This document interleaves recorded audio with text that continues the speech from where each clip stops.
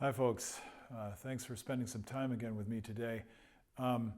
This is a tricky thing that I'm doing today, and I feel conscience bound, one might say, to do it because I've done 2 videos on the mouthpiece blowing exercise, and I realize that it's a strange exercise and it can easily be misunderstood, as I've said before. And I'm thinking as a teacher, looking at these videos and thinking, that if I were a teacher, I might say something like, well, that's completely wrong. That's not what you want. You don't want to be going and blowing like crazy, because that's not how you play the trumpet. So today I want to spend a little time talking about how the problems, what might you run into that will not work playing the trumpet, and giving you a few suggestions, just things to try. Now remember, with all these strange exercises, what we're looking for here is to learn something, to experience something that is new, maybe a different take on what you've done before, a different sensation in your body, a different level of awareness. You're trying to develop your own awareness. It's not about achieving the goal. In this case, a lot of people get the idea, okay, I'm blowing air through the mouthpiece. I've talked about that in 2 previous videos. And then I'm blowing it strongly enough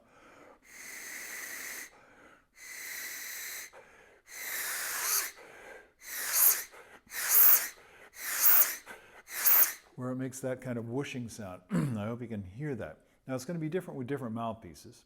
I showed you previously how you can kind of make your own giant cushion rim, recess the mouthpiece, inside your fingers, leave a lot of space.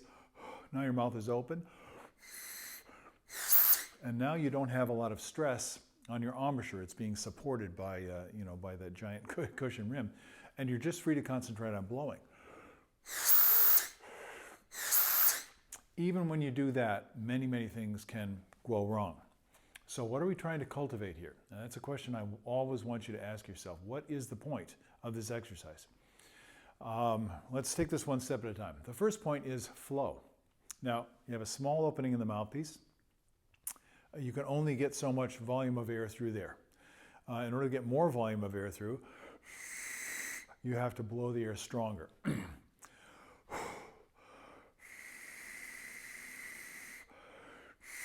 Now, one thing I want to stress here is, in a throwing motion, let's say you're a Major League Baseball pitcher.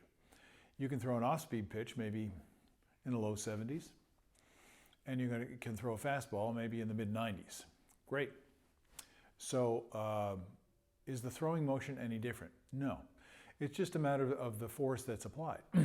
So there's more throw when you're throwing a fastball, and you can feel more muscularity. Now, that's one of the advantages of this exercise, because it's very easy to feel because it's extremely intense. But what we actually want to do, as I've said previously, is we want to learn how to relax. So this is what a lot of people will do when they try this exercise. So you take the mouthpiece off in the middle of the blow, and I want you to try this. And the breathing system is completely stuck. It's become rigid and locked. It's not, they're no longer releasing the air. So a teacher that might look at this video, the mouthpiece blowing exercise concept, and say, no, that's wrong. You simply must release the air. Well, that person may not understand. It's not about blowing the air harder. It's about learning how to release the air when there's resistance, because that's exactly what happens when we play the trumpet. We have a small mouthpiece, a small opening, small instrument, and small aperture in our lips. It's not like the trombone or like the tuba. We have easy flow, okay? So this is the main challenge of the trumpet, and it's something we need to learn how to deal with. So a couple of tips. Try that exercise. Tension. I've said this before. It's kind of like you've just been running the steps in Harvard Stadium. But you're in shape. You're in really good aerobic shape. So So your body is just pumping that air, and the exchange is really easy. You want to maintain that form of flow, even when you're blowing against resistance. And a way to test that is what I just showed you. I'm stiff.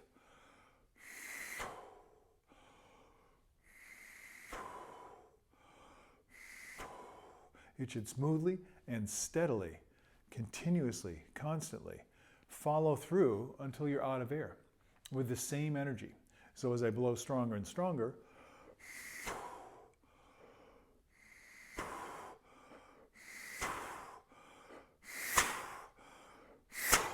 now you're hearing a tremendous amount of compression. Why? Because you can only get so much air through that little hole.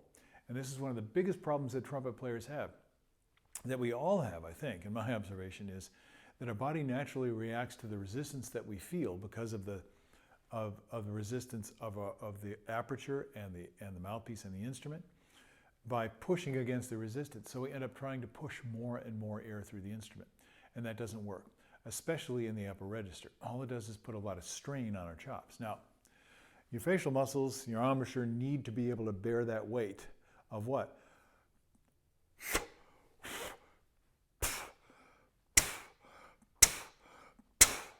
But you don't want to be creating a lot of your own resistance. So this kind of exercise is really, as I mentioned in episode 2, I believe, a relaxation exercise. It's a throwing exercise and staying loose while you're throwing. I'll give you another illustration. When you throw a ball, or when you hit a ball, like with a golf club or a tennis racket, there is a follow-through motion. So if you threw the ball and you went like this, you're in a sense, you're pulling the punch, to mix my metaphors. You're not following through, right? So you're throwing it, and then that's kind of like a bunt if you were hitting the ball. Dunk! So you're not really swinging through. In the trumpet, we're always swinging through with 1 degree of energy or another.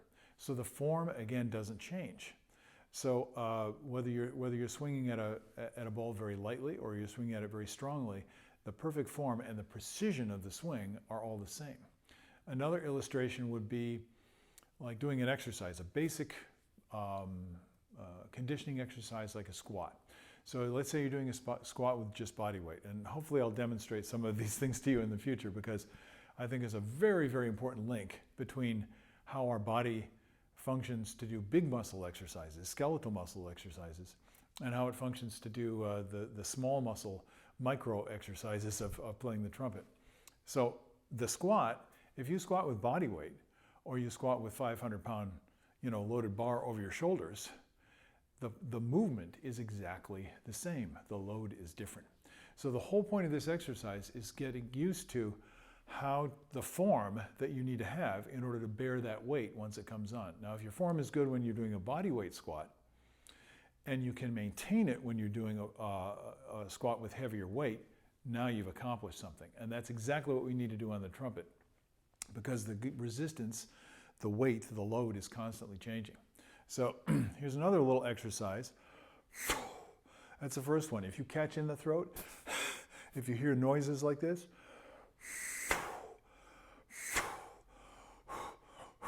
the only noise you hear is the friction of the air against my lips. If you get this, that's a serious problem. That means you're gripping, it's like you're saying F. And what you want is no noise. Now the aperture's wide open.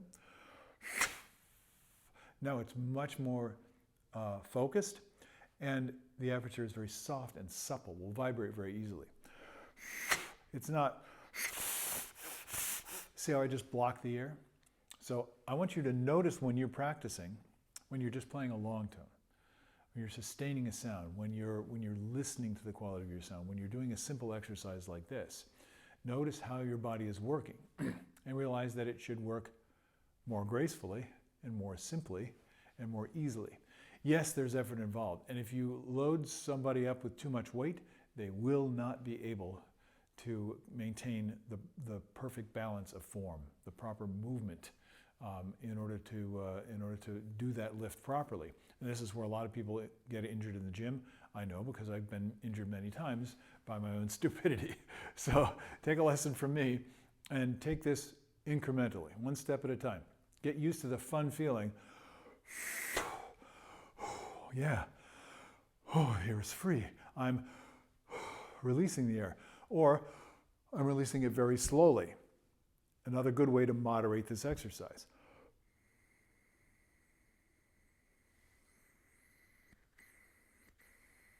Now, I don't know if you can even hear that, but I'm releasing the air so slowly.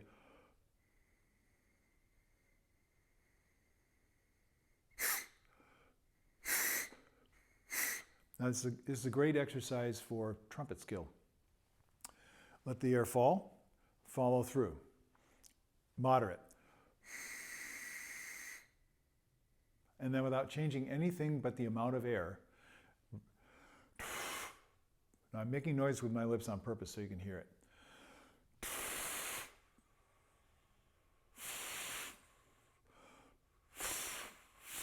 You see my neck? I'm building pressure. This gets to another incredibly important part of this exercise where you're very likely to have a problem or be making a mistake. And that's if you're trying to blow the mouthpiece wide open like this, you're going to be putting tremendous pressure on your pharynx, on your larynx, vocal cords, and on this whole structure, this little tube. What's that called? Trachea. The trachea, which is very fragile in a sense. It's strong, made with cartilage, but the muscles in it are very weak. So you can see, because of my misspent youth of trying to play too high, too loud, too soon, I have some herniations in the neck tissue. Now, it doesn't hurt, but I actually know of people who have had that kind of herniation take place violently in the middle of a performance. And they actually continue the performance by putting a belt around their neck to hold the herniation, to hold that tissue that had ruptured, the muscle sleeve of the trachea, to hold that in so they didn't have a blowout. So this is the danger of playing the trumpet when you build up that much pressure in the system. So being able to blow stronger is really important. But there are a couple of other things you can try in order to get that sense. One is just blowing very, very easily and noticing the difference between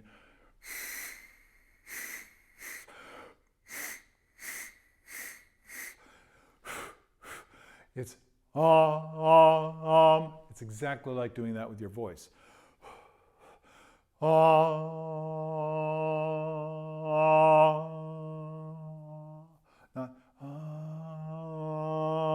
The air always has energy in it. It's always flowing freely. So it's up to you to put this together. Okay, let's try another exercise. Here you're going to blow, and this time you're going to put your finger over the end of the shank of the mouthpiece. And as you blow,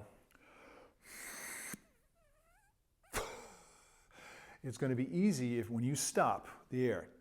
As soon as you stop the air like that, notice what your body is doing. And this is challenging. If I were in person with you, I would coach you through this but I'm hoping that you can kind of learn this on your own just by using this advice. There's a difference between pushing and straining against the resistance and leaning or allowing your weight to completely rest on that resistance. Now, we talked about this a little bit in the breathing tube exercise as well. So the cool thing is when you stop that flow, the pressure remains.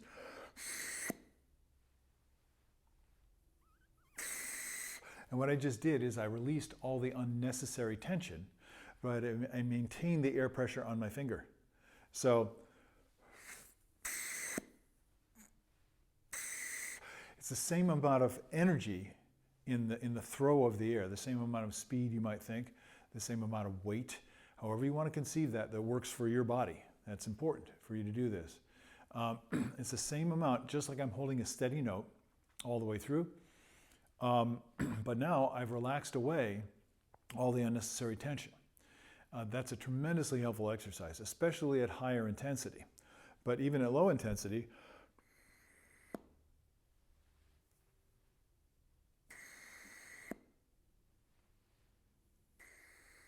I I start to discover, oh, wow, I'm holding tension in my breathing system, in the blower, as one of my fine colleagues says. And that isometric tension is limiting the flow. That's one of the breaks I talked about in another video. So you don't want any breaks.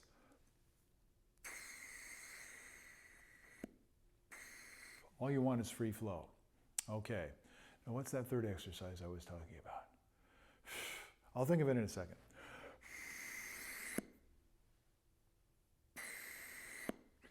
Oh yes. Now this is where it gets tricky, and this will require some more exploration on your part, a lot more exploration. Remember when I was mentioning about the trachea and that bulging of the neck?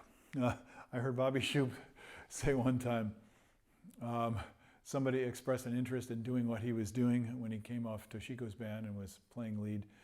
Had been playing lead with Buddy Rich. And the kid really wanted to play lead. And Bobby said to him, "You don't want to be just another red-faced, fat-necked lead player, do you?" I just thought that was precious. Because, you know, we think we want to do it, but it's actually, it puts a fair amount of load on the body, and you need to learn how to deal with the pressure. So one way is relaxing the unnecessary squeeze and maintaining the necessary follow-through in the flow. That's essential. Once you've got that, things are going to feel different and your whole system will rebalance. So this last exercise has to do with this. And I have something I share with my, with my students, especially students that have trouble with tonguing. And there's a kind of tonguing which I call goofy tonguing, and this goofy comes from the Disney character, with which many of you are familiar. He's one of my favorite characters because he's just so, he's just who he is, you know. He doesn't make any pretensions. And he's kind of portrayed as a country bumpkin, and so his voice kind of goes like this. And in speech we call that a diphthong. So you have a huge change in vowel, right? This is kind of a loaded word in trumpet circles. But actually,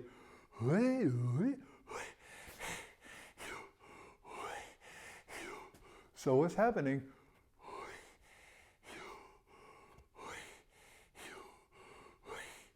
So the moral of the story is, you see when I go down, my voice tends to relax. I have much more space inside my oral cavity. The starting point, and this is what you want to find, is I have not used that musculature at all. It's neutral, just as if I were sleeping.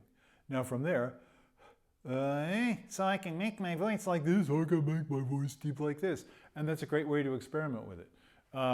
Famous voices. Jerry Lewis. Lady! So it's so tight, it really hurts. Because he's just completely constricting the muscles of the throat, and the voice box is way up here. So what's another voice? Oh yeah, if any of you folks have seen the old sitcom Everybody Loves Raymond, Raymond's brother, Robert, has an affected voice. Now, the actor, excuse me, I can't remember your name, but the actor has this affectation, and it's very cartoonish. Raymond, so it's way down in here. So, rule number one, get neutral.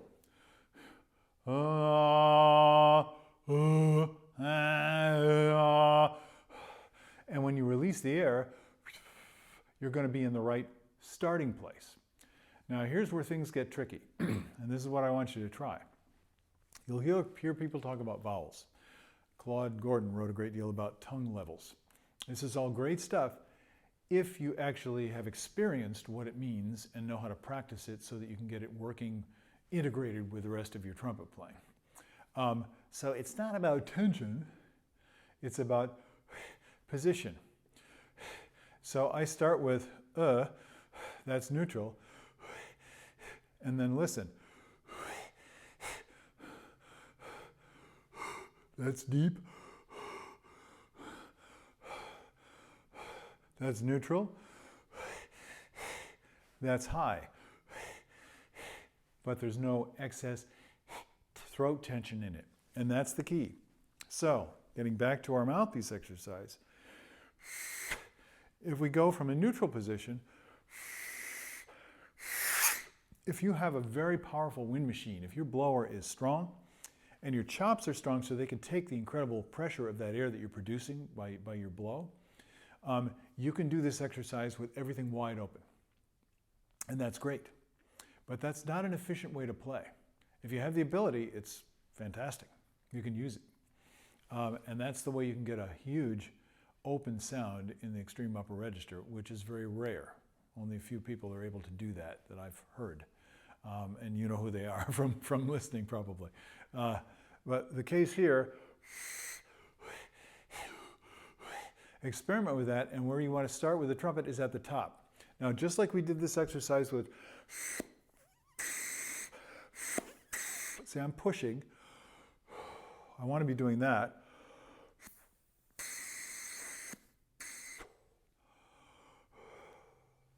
That's what I'm cultivating. Here, you're cultivating that higher position. I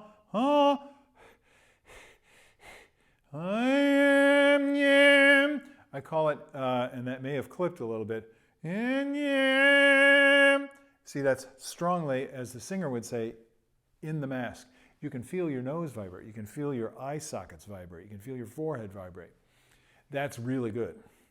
Now, what we're going to do is, when we play the trumpet, especially in the upper register, we're going to maintain that position, like saying he. Some people say he, he, 3 different vowels, all in that same high position. Hey, huh, that's neutral. And I want to make sure that you understand something. I'll go into this in more detail later on, because we got to figure out ways to actually experience it. Your tongue stays relaxed. The back part of the tongue, which you might experience, you might feel as the throat or the very back of the tongue, that's what's changing with that goofy change of syllables. And yes, it does change the tongue position of the mouth, but that front part of your tongue needs to be laying flat down behind your bottom teeth. If you start to create resistance, you're going to get, instead of that, you'll get, and you get noise. Now that might be a gateway drug to the proper way of doing it. So you go, now I have a lot of tension in my throat, I can feel it. Oh, gee.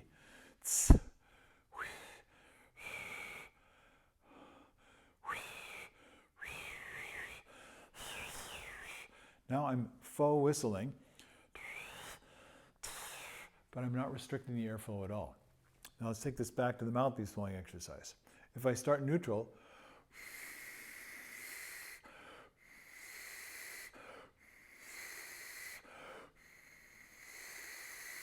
I may feel that all of a sudden I must release the airflow much more easily. I'm not pushing the air harder. It's just like I've focused the air with that vowel, and now the air flows much more easily.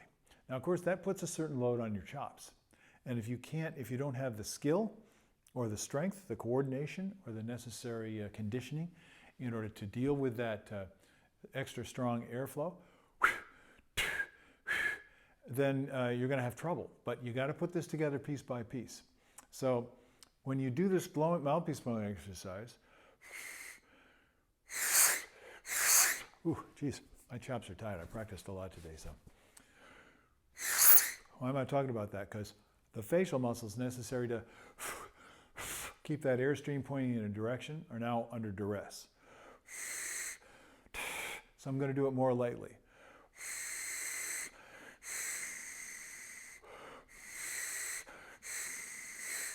I did not change the way I was blowing from the body. I went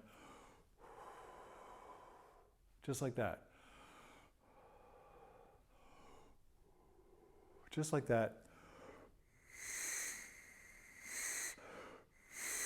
The only change I made was internal in terms of the position of the tongue-throat complex.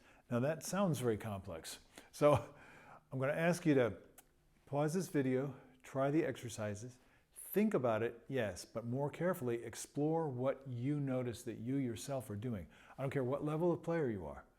There's always room for improvement. I work on this stuff every day. And I feel that it's leading me toward better and better playing. More ease, more efficiency, more grace, more beauty, more capability. Freedom. Freedom is what it's all about.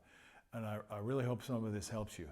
But I know there can be a lot of confusion out there. So that's why I made this video. I probably cause more confusion, but if you take this one step at a time, and as I said, try and see if you can experience these things in your own body. What is your own body doing? When you do this, are you wide open like that? Or are you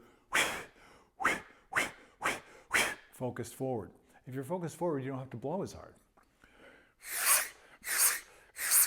And it's interesting to note, and then I'll let you folks go, that most lead players have figured out how to do this front focus of the air, and how to release the flow of the air, and how to develop the strength and the endurance and the follow-through, the coordination and the suppleness in the breathing muscles so they don't get locked. And that's what makes for great trumpet playing in the upper register. I know all of you are interested in that, so I hope some of these things work for you. Go ahead and practice, and I'll be really interested to see how it works out for you. Talk to you later. Have a great day. Bye-bye.